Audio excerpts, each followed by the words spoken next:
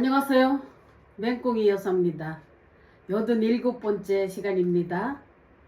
토요일 날입니다. 제목이 새벽에 비가 오기에 아침 운동을 가야 할지 말아야 할지 망설이다가 빗방울은 그친 듯 해서 공원에 나가보았다. 회원들이 많이들 나와 있었다. 오늘이 내가 나올 줄 알고 안 나왔던 사람들도 나왔다고 말을 한다. 하여간 잊지 않고 토요일에 많이 나와주니까 난 그저 고마울 뿐이었다. 운동 다녀와서 부지런히 준비하고 아침밥을 먹고 9시까지 치과 예약이 있어서 병원에 가서 치료하고 시장에 들려서 과일 좀 사고 아들 집으로 가니까 아들은 우리 손주 손녀리 목욕을 시키면서 애를 먹인다고 죽을 끓이고 있었다. 우리 손주를 먹인다고 죽을 끓이고 있었어요. 아들이. 우리 손녀리가 먹지 않아서 애를 태우곤 한다. 뭐든지 먹는 거는 관심이 없고 안 먹으니까 살이 붙질 않는다. 손주가 잘 먹어야 살이 토실토실 붙으면서 크는데 잘 먹지를 않아서 살이 붙지를 않는 것이었다. 11시쯤 유모차에 우리 손주를 태우고 올림픽 공원으로 나갔다. 시원한 나무 그늘에서 놀다가 점심때가 되어서 유명하다는 중국집을 아들이 안내를 해서 가봤는데 얼마나 음식값이 비싸던지 짜장이 10,000원이고 볶음밥이 12,000원. 쥐할 만큼 주면서 만두 3개가 10,000원이다. 모처럼 아들 손자와의 외출이었고 외식이라서 그냥 감사한 마음으로 맛있게 먹었다. 계산은 내가 했다. 우리 아들이 아이를 보느라 너무 수고하는 것 같아서 어머니 영등포역에 6시까지 온다고 해서 아들은 어머니 태우러 손녀리가 영등포역으로 가고 나는 상가로 나왔다. 아들이 차에 기름을 가득 넣어줘서 기분이 나는 좋았다. 6시쯤 윤진 선생에게서 갑자기 전화가 왔다. 대뜸 나한테 하는 말, 권사님 아들에게서 좋은 일 있다면서요? 한다. 어떻게 알았느냐고 하니까 우리 남편이 목사님에게 전화했더니 귀띔을 해주더라고 한다. 우리 아들이 좋은 일 있을 것 같다고? 그래서 내가 제주도에서 있었던 스토리를 말했더니 너무너무 박수를 치면서 좋아한다. 얼마나 우리 아들을 사랑해 주는지 정말 부모 이상으로 우리 아들을 사랑해 주시는 분이다. 너무너무 고마워서 난 눈물이 날 정도다. 윤진 선생님이 제주도 오기 전날에 꿈을 꿨다는데 남자 화장실을 청소하려고 가봤더니 똥통에 똥이 철철 넘치고 있더란다. 그때 우리 아들이 오더니 똥통에 깊숙이 손을 집어넣더니 큰 수박을 한 통 꺼내더라는 것이다. 반을 자르니까 아주 빨갛게 잘 익은 수박이었다고 한다.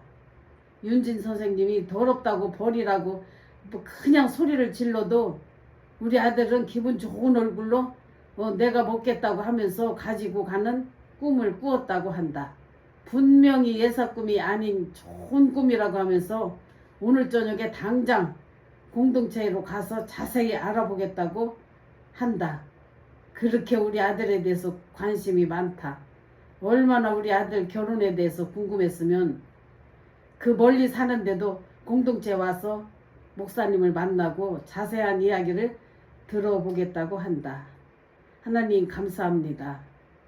앞으로 어떻게 될지는 모르지만 우리 아들 결혼 문제가 잘 성사되어서 결혼해서 믿음의 가정으로 잘 살아주기를 바랍니다. 15년 8월달입니다. 나눔. 추석이 얼마 남지 않았으니 하던 일 쌀을 돌려야 할 듯 해서 어제 공동체 아들과 통화를 해서 오늘 11시경에 아들이 쌀 17포를 가지고 왔다.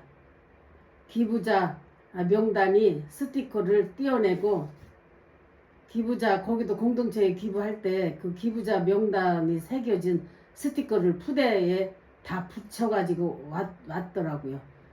그래서 우리가 또 다른 데를 주려면 그걸 다 스티커를 띄고 돌려야 될 것 같아서 또 마대로 된 쌀 14포를 구하려고 팔방으로 알아봐도 마대를 살 수가 없었다. 할 수 없이 이번에는 그냥 돌리기로 했다. 아들이 생선회를 먹고 싶다고 해서 시장에 가서 광어회를 점심으로 함께 먹으면서 제주도 아가씨 이름이 나비다. 나비 이야기를 해봤다. 결혼을 하게 되면 어떤 절차와 어떤 식으로 결혼을 할 건지 의논을 했다. 1년에 한 번 있는 큰 결혼 대사, 진짜 결혼하는 곳인데 평생에 한 번 있는 결혼인데 하나님께서 간섭해 주시니 남들은 어려운 일일 결혼이 어려운 일인데도 우리는 일사천리로 속전속결로 잘 진행되는 듯 해서 정말 감사했다. 추석에 나비가 다녀가면 모든 절차가 빠르게 진행될 것도 같으다. 하나님, 아무 일 없이 기쁨으로 감사로 서로 협력해서 손을 이루는 행복한 가정이 탄생하기를 간절히 기도합니다. 15년 9월달입니다. 웃는 얼굴. 하루 종일 오늘도 바쁜 하루였다.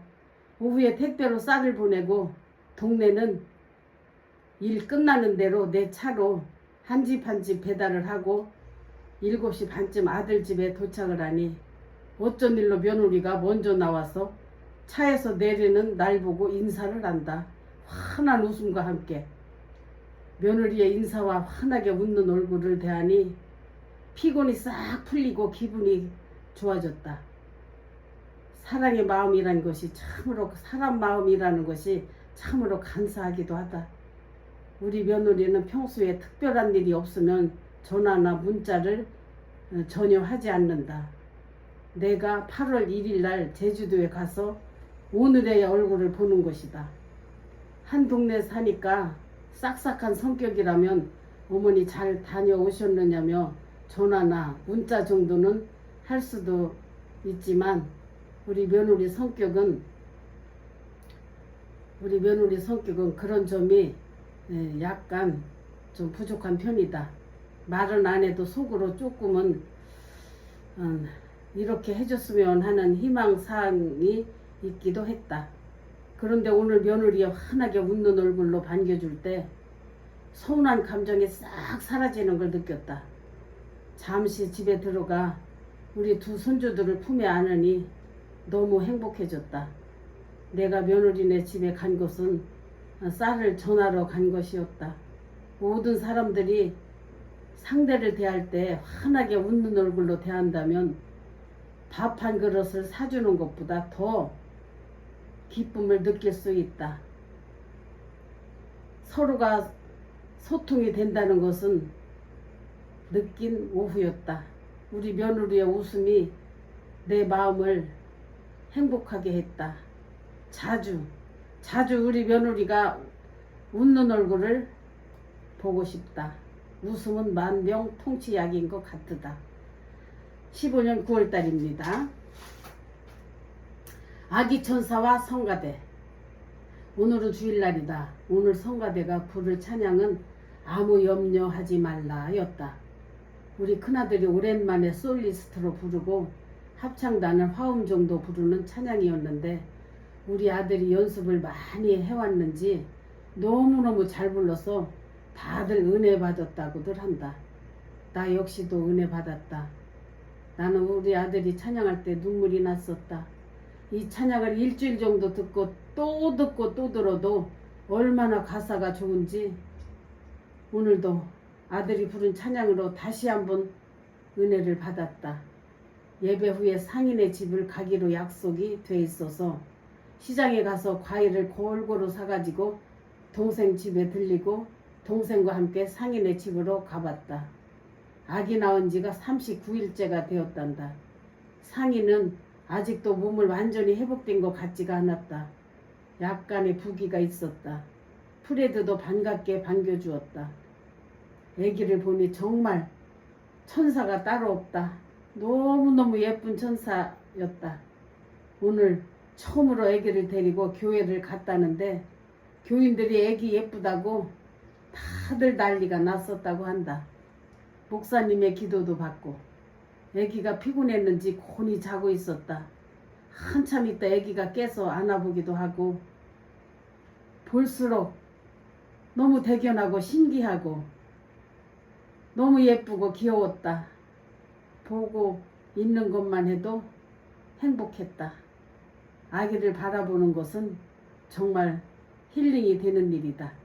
프리드가 출퇴근이 멀어서 쉬어야 될 것 같아서 우리는 미련 없이 조금 놀다가 일어나서 동생 집으로 와서 조금 쉬다가 제부가 와서 함께 이런저런 이야기와 우리 작은 아들 결혼 이야기를 했다.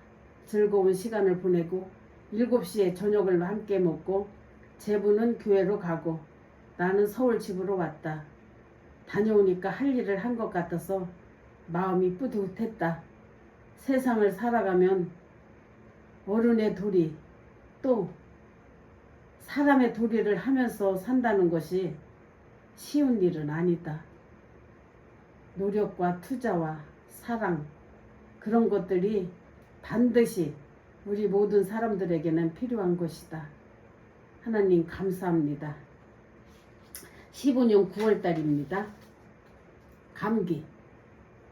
제주도 다녀와서 치과로 신경치료 다니느라 고생을 하고 있다. 이 두 개를 씌우는데도 경비가 80만 원이나 들었다. 그런데 요즘은 감기까지 들어서 불편하고 기침과 가래, 정신이 몽롱하고 춥고 떨리고 병원에서 약을 타다가 먹고 있지만 큰 효과가 없는 듯하다. 어제는 오랜만에 용준이 엄마가 왔다.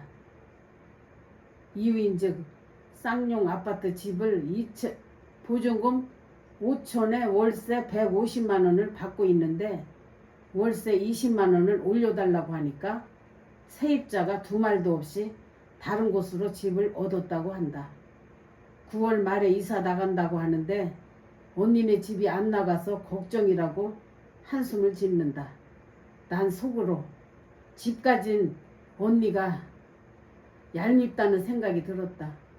월세만 잘 내도 고맙게 생각을 해야지. 만기만 되면 월세를 올려달라고 한다. 요즘같이 불경기고 어려운 시기에 세입자 입장을 생각을 해봐야지.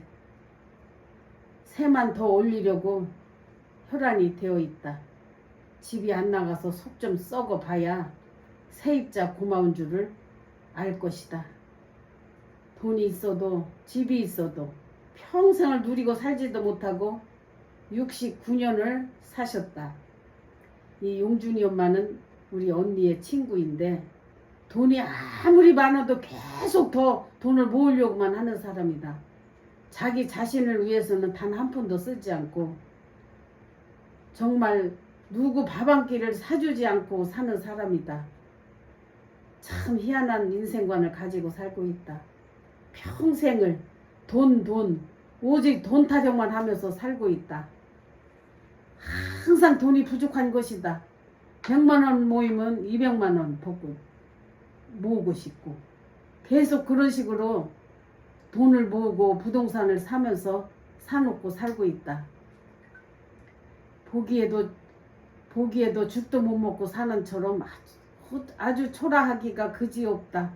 집을 몇 채나 가지고 살아도 그냥 외모로 보기에는 아주 초라한 사람처럼 보인다. 아들, 딸도 결혼 정년기를 넘기고 지금까지 부모님 기대며 살고 있다.